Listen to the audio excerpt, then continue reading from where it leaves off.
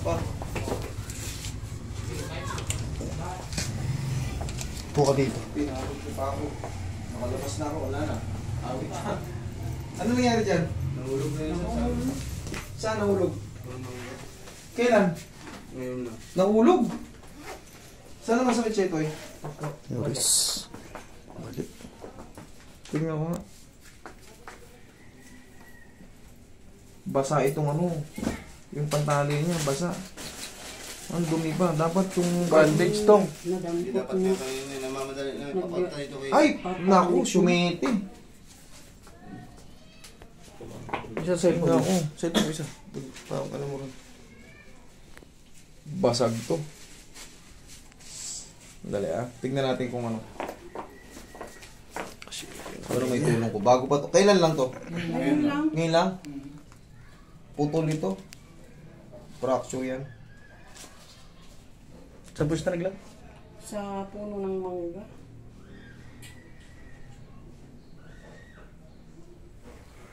Ganito yan. Kausapin ko muna kayo. Ayan. Hipa to.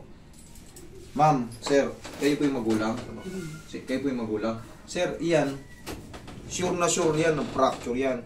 Pero yan, pwede nyo namang ipa-x-ray muna yan. Tapos ipasimento, ipaayos. Pero dito, kaya kong ano yan. Tapos pasimento nyo. Pero wag na kayong magtaka na hindi yan. Baka sawi nyo sa akin, pinracture. Talagang, tignan mo, tabingi oh. Fracture po yan.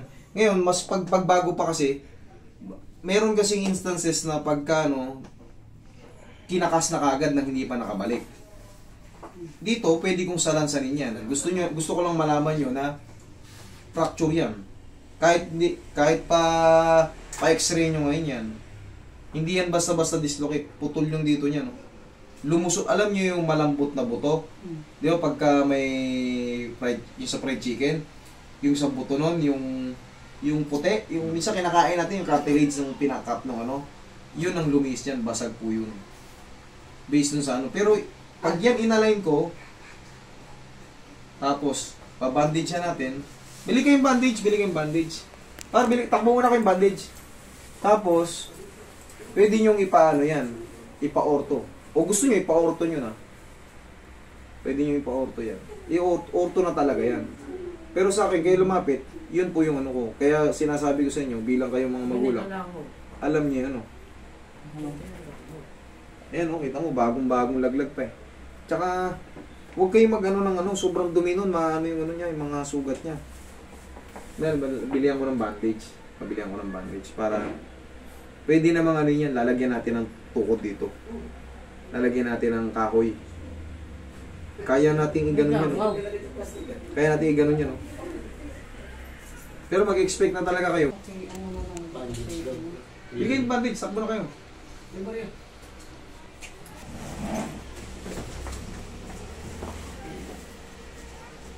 Madulas ngayon ng ano, makit ka ng ano. Basa yung puno ngayon. Umakyat ka sa ano. Pinutusan ka ba? Umakyat ako. Yeah, atras mo yung... Umakyat din yan. Pinakuha ng hilaw ng mangga. Yan, dito. Kita mo. Kita nyo yung ano, kurbang-kurba. Hindi man siya na-dislocate. Kung kali, di ba, mayroong parang tayo. Ito kasi nakakapako dito sa ilalim mo, matalis. Matalas. Ito, nasa ilalim mo. Ito. Ayan o. Ayan o, matalas o. Ayan o. Yung sugat nga eh, multik na nga. Tingnan mo, nasugat nga yun.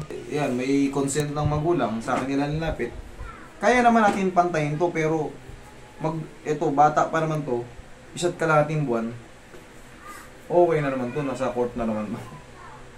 Pero kung gusto nyo, pwede kong ibalik yung ano, pabandidyan ko lang to, tutukuran ko ng ano, para safe siya.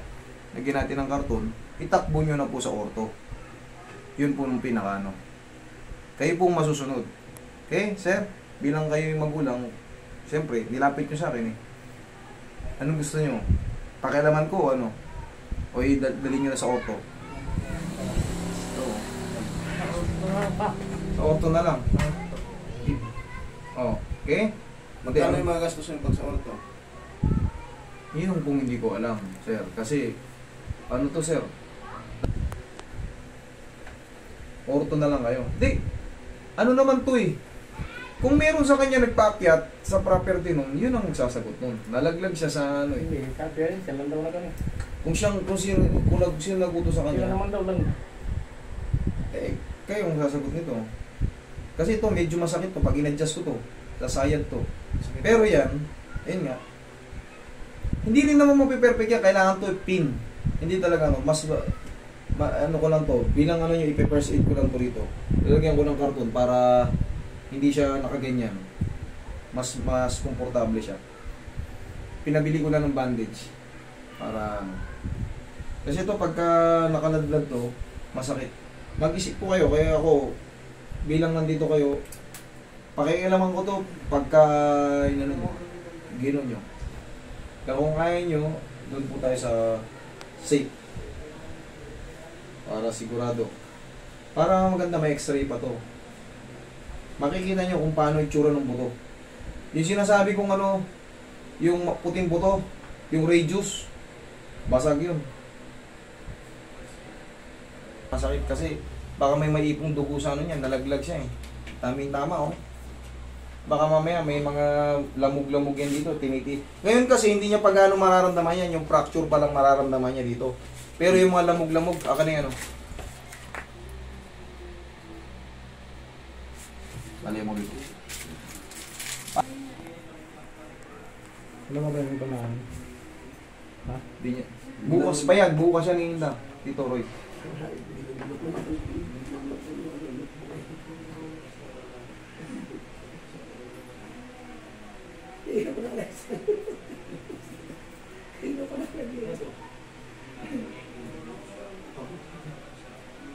Sakit talaga yan. Bukas pa lalo yan. Pero pag napunta niya na sana yan, turukan pa. Siya pa? naman. Hindi na ako yan.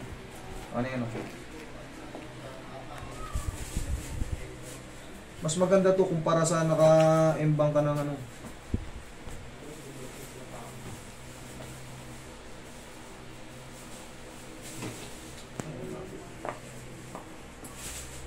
Ayan, kaysa naman nakaganon. Okay na yan.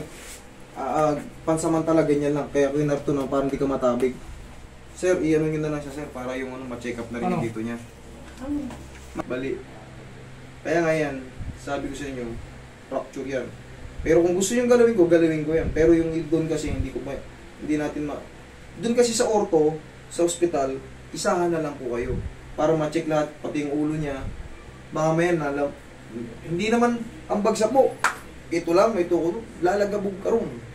Kumbaga, para isahan na lang. Kung talagang napa-x-ray na lahat yan, sa mga susunod na linggo, kung talagang masakit pa, di ako mag-ano.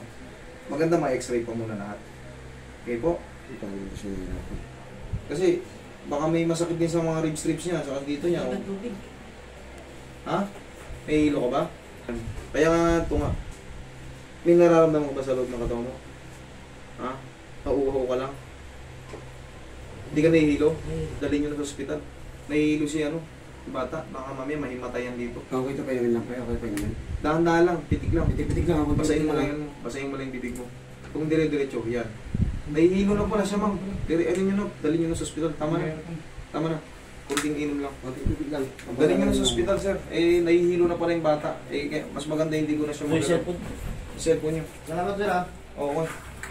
Nahihilo na pala yung bata eh. Baka naumpog yung ulo niyan eh. Baka yung alcohol. Alcohol market.